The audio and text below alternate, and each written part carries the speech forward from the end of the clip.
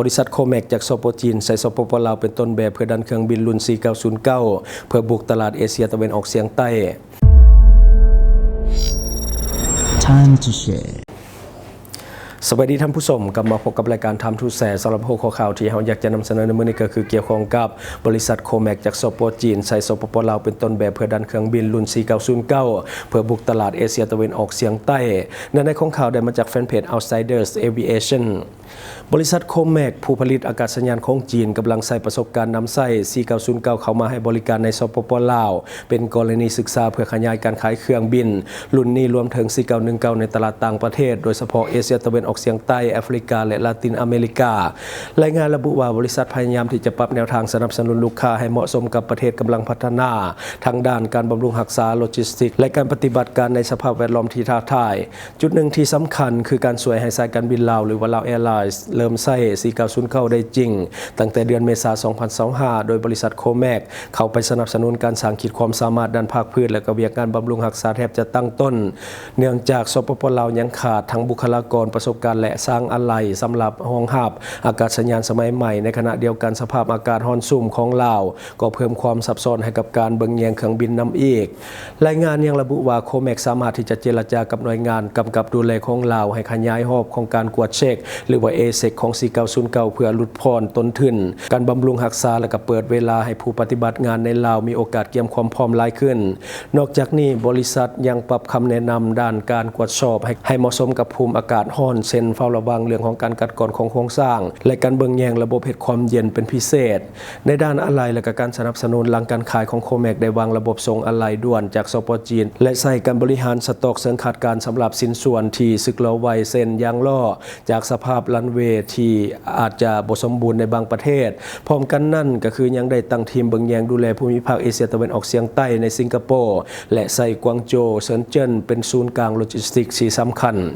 ยังได้ก็ตามถึงว่าแนวทางแบบปรับให้เหมาะสมกับตลาดจะช่วยเพิ่มโอกาสขายเครื่องบินในต่างประเทศแต่ผู้ซื้อในภูมิภาคยังคงจับตาเรื่องของความปลอดภัยและความน่าเชื่อถือในการใช้งานจริงอย่างใกล้ชิดในปัจจุบันเครื่องบินจากบริษัทโคแมกของจีนกำลังเริ่มขยายตัวออกสู่ตลาดนอกประเทศหลายขึ้นโดยมีประเทศที่นำใช้ในปัจจุบันและกำลังจะเริ่มนำใช้ไวๆนี่อันดับที่1ที่ว่ามีการใช้เครื่องบินอยู่แล้วก็คือประเทศจีนเป็นตลาดหลักอยู่แล้วเป็นประเทศที่นำใช้หลายที่สุดโดยมีสายการบินยักษ์ใหญ่ของรัฐและก็เอกชนนำใช้รุ่น ARJ21 เครื่องบินภาคพื้นขนาดน้อยและ4919เครื่องบินลำตัวแคบขนาดกลางสายการบินที่ใช้เครื่องบินจากบริษัทโคแมกประกอบมีสายการบิน Air China และก็ China Eastern Airlines และก็จะเป็น China Southern Airlines และก็มีเชงดู Airlines อันนี้ก็จะเป็นสายการบินอยู่ในประเทศจีนแล้วก็ยังมีอีกหลากหลายสายการบินที่ว่าใช้เครื่องบินจากบริษัทโคแมกต่อมาก็จะเป็นประเทศอินโดนีเซียก็คือเป็นประเทศทำอิฐนอกประเทศจีนที่นำใช้เครื่องบินโคแมกไปใส่ในเชิงพาณิชย์สายการบิน Transnusa ได้นำเอารุ่น ARJ21 เข้าไปประจำการและก็เริ่มบินให้บริการแล้วในหลายเส้นทางบินภายในประเทศและระหว่างประเทศเช่นจาการ์ตาและก็กัวลาลัมเปอร์ต่อมาก็จะเป็นสปป.ลา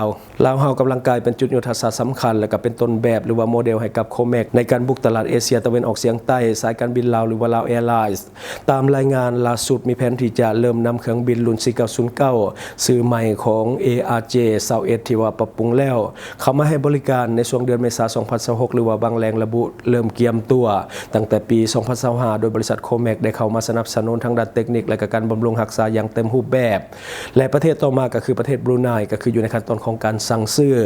สายการบินแกรอบแอร์ไลน์ก็คือได้เซ็นสัญญาซื้อเครื่องบินจากบริษัทโคแมกจำนวน30ลำรวมทั้ง4919และก็ ARJ21และก็4909ซึ่งถือว่าเป็นการสั่งซื้อครั้งใหญ่จากต่างประเทศและคาดว่าจะเริ่มส่งมอบในไวๆนี้สรุปเครื่องบินที่ใช้ในต่างประเทศก็จะมี ARJ21และก็4909เป็นรุ่นที่ส่งออกได้ดีที่สุดในปัจจุบันเพราะเหมาะกับการบินระยะใกล้และสภาพอากาศในเอเชียตะวันออกเฉียงใต้4919ยังเน้นใช้ในจีนเป็นหลักแต่กำลังอยู่ในขั้นตอนของการขอใบอนุญาตรองรับความปลอดภัยจากยุโรปหรือว่า EASA เพื่อจะสามารถส่งออกในทั่วโลกหลายขึ้นอันนี้ก็คือเนื้อในเรื่องของข่าวเรื่องของการบินก็คือเรื่องของบริษัทโคแมกที่ว่าพยายามที่จะใส่สปป.ลาวเป็นตัวแบบ ในเรื่องของการนำไส้เครื่องบินจากบริษัทโคแมกเข้ามาให้บริการและก็เป็นต้นแบบให้กับประเทศอีกหลายประเทศ เพื่อที่จะเบิ่งลาวเป็นตัวแบบและก็ซื้อเครื่องบินจากจีนไปใช้บริการในประเทศของตนเอง อันนี้จบไปหนึ่งข่าวบัดนี้มาต่ออีกหนึ่งข่าวก็คือสสเวียดนามและก็รัสเซียจับมือสร้างโรงไฟฟ้านิวเคลียร์แห่งทำอิฐสร้างความมั่นคงทางด้านพลังงานและในของข่าวได้มาจากแฟนเพจลาวเอ็กซ์เพิร์ทเวียดนามและรัสเซียลงนามข้อตกลงสร้างโรงไฟฟ้านิวเคลียร์แห่งทำอิฐเพื่อสร้างความมั่นคงทางด้านพลังงานท่ามกลางวิกฤตการณ์ในตะวันออกกลางที่ส่งผลกระทบต่อโซการสนองน้ำมันทั่วโลกโดยแนใส่การลดผ่อนการพึ่งพาเสื้อไฟฟอสซิลและก็หับประกันการสนองพลังงานภายในให้ยืนยงระยะยาวตามการรายงานของข่าวต่างประเทศการลงนามครั้งประวัติศาสตร์นี้มีขึ้นในโอกาสการเยี่ยมยามของรัสเซียของทานฟามิงจิงนายกรัฐมนตรีแห่งสสเวียดนามเพื่อหันแนนการร่วมมือด้านยุทธศาสตร์ซึ่งนอกจากโครงการนิวเคลียร์แล้วบริษัทโนวาเทคก็คือซึ่งเป็นผู้ผลิตก๊าซ LNG รายใหญ่ของรัสเซียยังได้ตกลงที่จะสนองก๊าซให้แก่สสเวียดนามตื่มอีกความเคลื่อนไหวดังกล่าวถือเป็นบัตรกล่าวสำคัญในการรับมือกับความบ่แน่นอนของสถานการณ์โลกโดยเฉพาะเรื่องของความขัดแย้งในสองแคมป์ฮอร์มุสที่ว่าเหตุให้การส่งออกน้ำมันหยุดชะงักและราคาน้ำมันเชื้อไฟพุ่งสูงขึ้นจนรัฐบาลของสสเวียดนามต้องประกาศเรื่องของมาตรการประหยัดพลังงานและเร่งสุกโยการใช้รถไฟฟ้ารวมทั้งเสื้อไฟชีวภาพอย่างหีบด่วนเพื่อลดพ้นความเสี่ยงจากการขาดแคลนพลังงานสสเวียดนามบ่เพียงแต่ส่งหาแหล่งนำเข้าน้ำมันดิบเพิ่มเติมจากพันธมิตรอย่างญี่ปุ่นเกาหลีใต้และกลุ่มประเทศในแอฟริกาเท่านั้นแต่ยังได้เล็งสุกโยให้รัสเซียพัฒนาโรงไฟฟ้านิวเคลียร์นิ่งทวนหนึ่งที่มีกำลังการผลิตสูงถึง 2,400 เมกะวัตต์ให้สามารถเริ่มเปิดนำไส้ได้ก่อนท้ายปี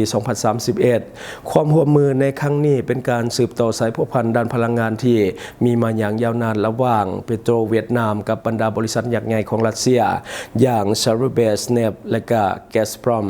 ซึ่งจะครอบคลุมไปถึงการสำรวจธรณีศาสตร์และการผลิตน้ำมันทั้งในบริเวณไหล่ของทวีปของสสเวียดนามและในดินแดนของรัสเซียเพื่อสร้างความเข้มแข็งให้แก่โครงสร้างพื้นฐานด้านพลังงานสะอาดและพลังงานหมุนเวียนในอนาคต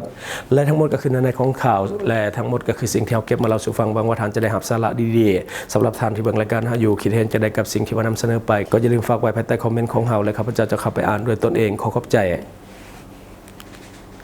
สนใจโฆษณาประชาสัมพันธ์ธุรกิจและผลิตภัณฑ์ของท่านผ่านรายการของเฮาสนใจติดต่อตามข้อมูลที่ขึ้นหน้าจอในปัจจุบันได้เลย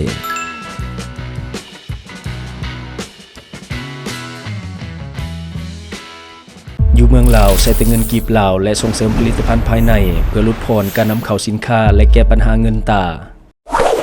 Subscribe for more video.